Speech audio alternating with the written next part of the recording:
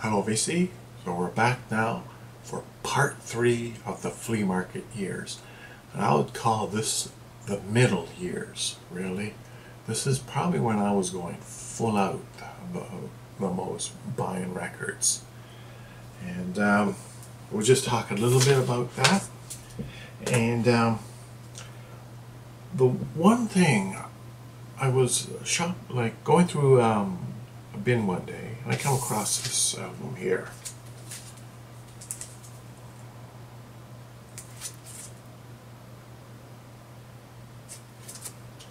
And what's interesting about this album is you've got some of the earliest recordings by Carole King on here.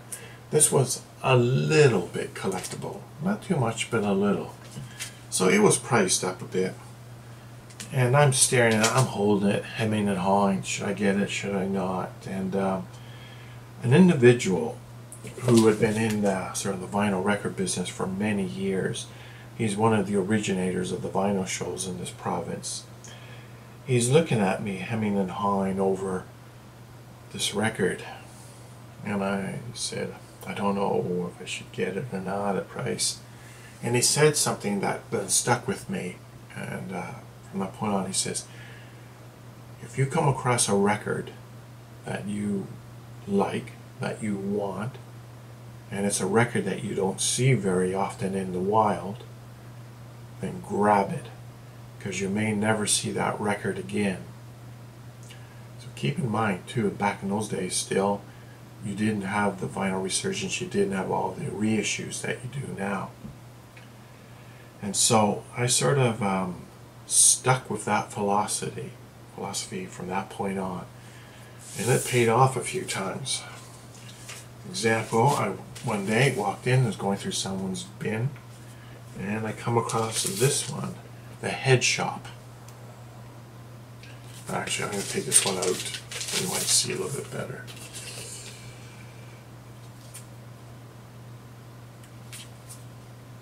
It was a rare psychedelic album. It was priced high at the flea market, but I grabbed it immediately. And actually, it was one of the few occasions where I tried to talk the price down a bit, got it down a little bit, not much, because the vendor knew it was very collectible. But anyways, so purchased it as soon as I saw it. So after I purchased it, I put it in my sack bag that I carried to the flea market. And another individual was on the other side of the table flipping through records. He came over and said, "That's a really good buy. I was watching you. If you put that record back in the bin, I was going to grab it." So that lesson paid off. If you see something, grab it. So another example of that is there are two records. They were together. So this one is The Hobbits, Down to Middle Earth. A little bit collectible psych, and they Rebirth, The Children.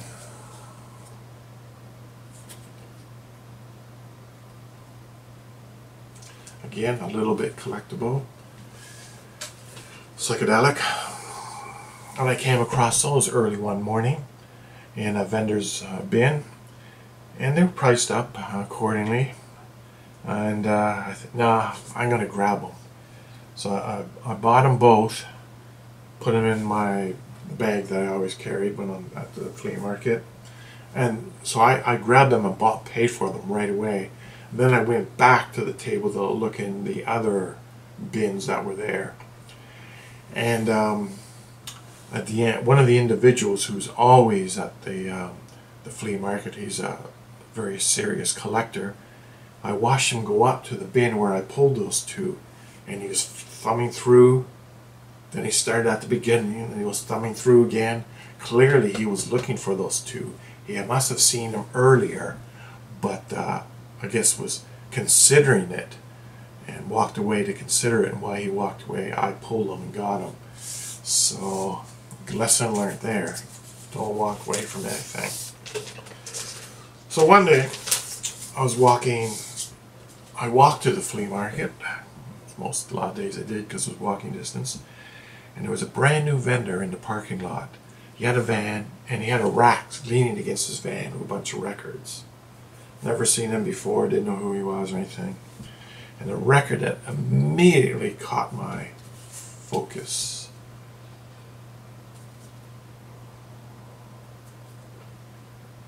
So I shout out, yeah, is that the one on the green date label? And he goes, oh yeah, that's the one. So I bought that one off him.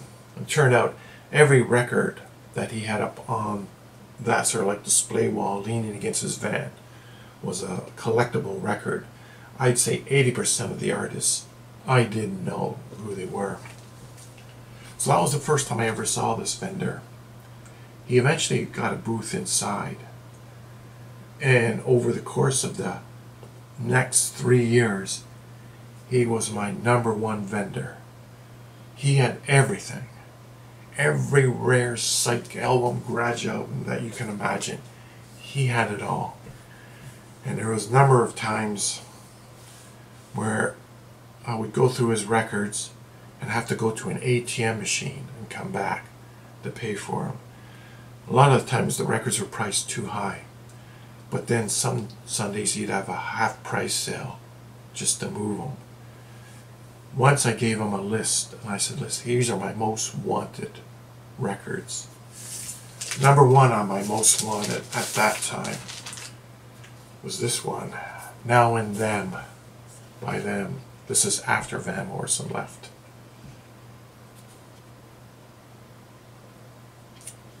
This is a very rare psych album. In Canada, it's on the Capitol 6000. The pressings in the United States, I think we're on the Tower label. So that was my #1. So I gave him a list, maybe of 20 records. And he came back the next week, and he goes, I don't know if I should show you this. I said, show me what? So he had like a briefcase off to one side, and he opened the briefcase. And in the briefcase was just about every record on my list, including this one, which was my #1 want. His prices were maybe half of what they would go for on eBay, but still they were high and it was very low. I could afford this record. I had it on the watch on eBay. The week that I bought this, one sold on eBay for over $200. So the records I got for him, they were all sort of Grails because I was getting them for considerably less than what they were going for on eBay, but I was still paying big bucks. Here's just a few of the records that I bought from him. A fraction, because I bought a lot. The Easy Beats. Now some of these weren't very expensive at all. I mean, I bought records off him for $5, $10. But he had records there that were priced well over 100. Pretty things. There's a couple examples. One thing he had there, so one day I went there. Now, I already owned this record at the time. Nashville Teens. Tobacco Road. Everybody knows that.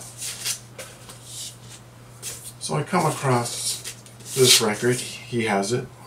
And I go, oh, I got the Nashville Teens. And he goes, yeah, well, this German pressing here, it's different. He says there's a couple songs on here that do not appear on any other medium. No vinyl, CD, or anything. And they were just on this one, which I believe is a German pressing that came out years later. And so he goes, if you want that, I think highly recommend you should buy this record for those 2 songs. So I said, yeah, okay, and I bought it. So I guess by this point in time, I was definitely no longer just buying used records for the music. I had become a bit of a collector. When you start buying overlaps in your collection just for an oddity or whatever.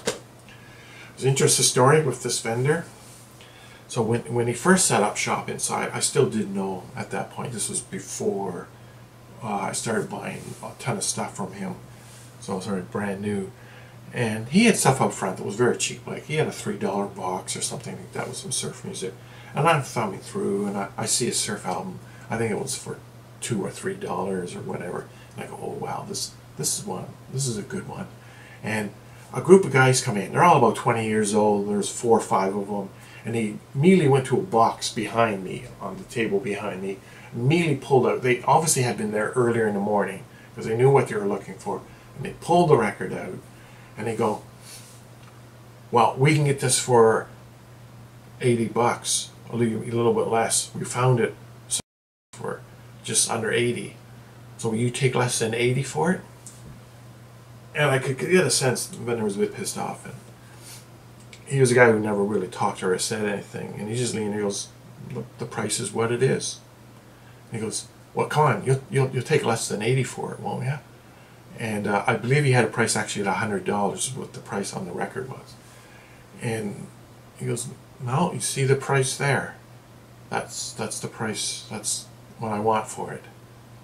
And then they're there. You sure? And he goes, well, that's it. So the guys they all just took off again, leaving the record behind. And so here's a guy that I didn't know him at the time, never really spoke to him, and he never really spoke to me. And he's there. Jesus Christ, I hate those idiot bastards that come in here. They think they know music. They don't know nothing. They're absolutely stupid morons. I can't stand having them coming through looking at my records.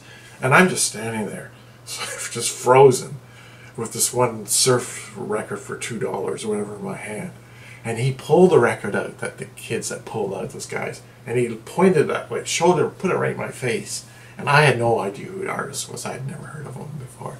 And he goes, if you want this record, I'll sell it to you for 60. And I want this surf album for $2. And I put the $2 in the hand and started to back away. So that's one of the few times I ever saw a vendor get really mad. Then one day, going through, a bit of a grail. So as I said in my first video, I'm a big Julie London fan. There was one record though that I said I would never own. Could never get it. This one. Latin in a Satin Mood. Now, I don't know why, because this is, still got the thing there. This is from 2010. And for whatever reason, and I have no idea, all I can figure is 2 bidders got into a pissing contest one day and went crazy on this record, and it temporarily drove the price up. But so in 2010, this record on eBay was consistently selling for more than $500. Here's a screenshot from June 15th, 2010. The bidding is still going on. It hadn't ended yet, and the current bid was $538. So I said, well, I'll never own that record. Walked into the flea market, brand new vendor, never seen him before. He's out in a parking lot. And actually I didn't see him at that point, I just see the table. And I thought, I'm walking out because I'd done the early morning stuff. And I had $25 left in my wallet. Thumbing through the second record, I come with this one. And I just gasped. Oh, whose record is this? Whose record is this? How much do you want for it? And the guy popped up from behind the table. And he goes, well, I want $25 for that record. So I sold. It was the last 25 in my wallet. Gave him the 25, got the record, and then went back to my friends who were hanging out in the parking lot and said, I just bought a $500 record for $25.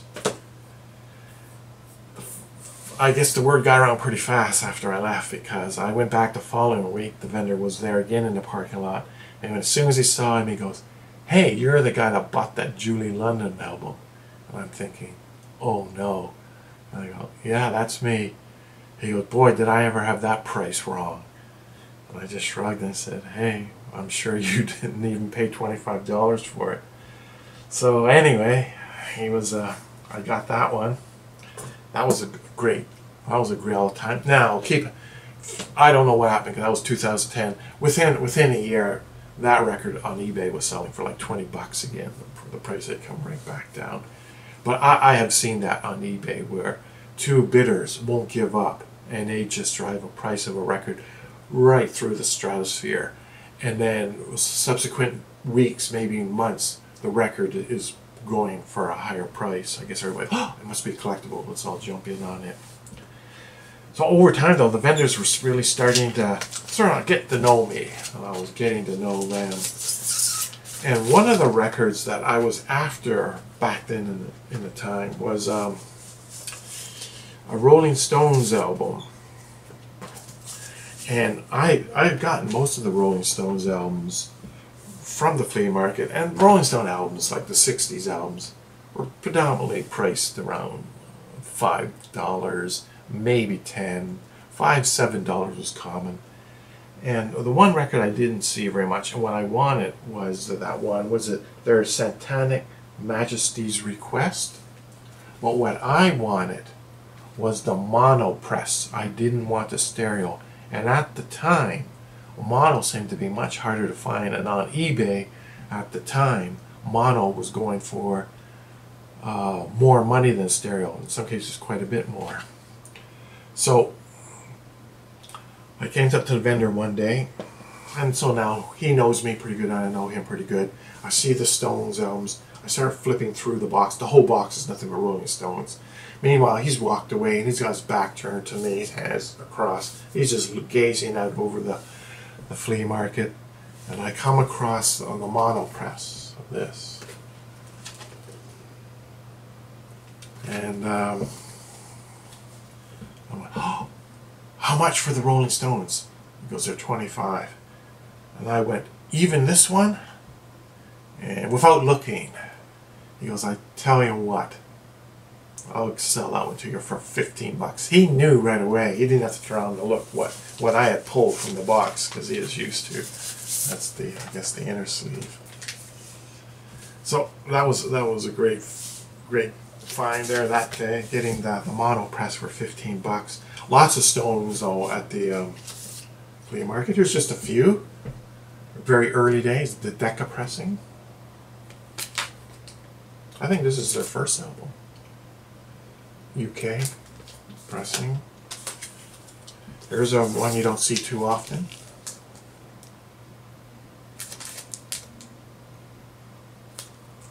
On the Decca label. Oh, this is Germany. Yeah. No, this is pressed in Germany.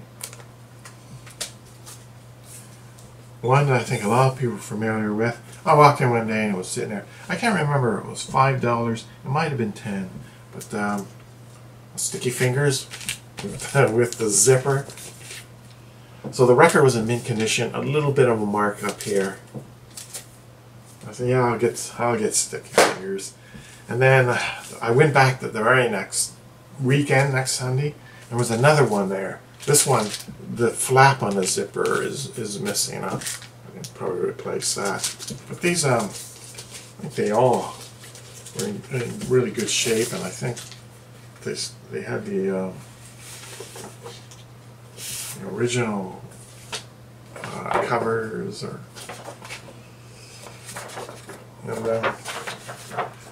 and yeah, like I said, that's all those stuff back in the day. $5 to $10 for all the early Rolling Stones stuff. So I collected Rolling Stones right up to the early 70s, and after that I don't like their stuff as much. Just to give you a sense too of sort of the laid back mood of the vendors and that. So I came across this one album one day. Now I own this album. In fact, the very first album I ever purchased with my own money was this one. Santana's second album. And it came with a poster, and like all my early records, I lost the poster. So this one was in the bin, and he had it priced at $10. And I pulled it out, and I said to the vendor, is the poster in here? And he says, what have I got it priced at? I said, 10. He goes, no, for $10 I don't think the poster's in there. So I said, okay, and I just pushed it back, started digging. And he goes, give me the record. So I pull the record back out, give it to him. He looks and he goes, geez, the poster is in there. In that case, you can have it for $7. And so, yeah, I'll get it. So basically, I'm just buying it for the poster.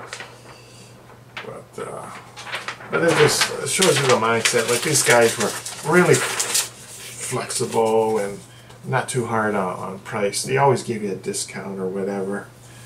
So that's sort of like just a tiny fraction of the records that I bought during the middle years. And toward the end of the middle years, the vinyl resurgence was just starting. I can remember, hanging out with a vendor at a booth, and you would get a teenage girl coming up looking for Blondie records.